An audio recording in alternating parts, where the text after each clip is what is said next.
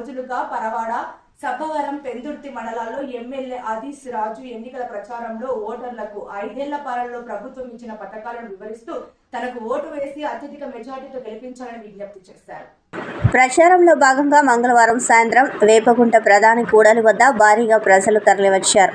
తమ అభిమాన నాయకుడిని ఎలాగైనా ఈసారి గెలిపించుకోవాలనే పట్టుదలతో నినాదాలు చేశారు.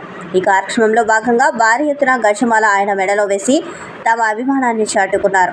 వైసీపీ నాయకులు అన్నంరెడ్డి అజయరాజ్,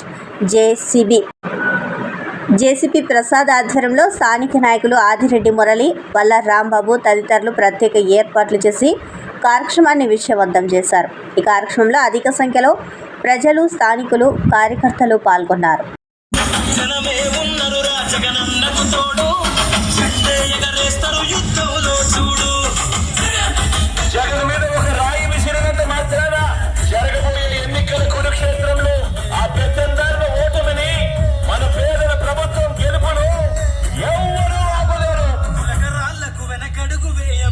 జగను మదపటేనుగులను మడతబెట్టె పులి జగన్ రా, పద్మ వ్యూహం కమ్మేయ నీకే అభిమన్యుడా, ఎక్కు పెట్టి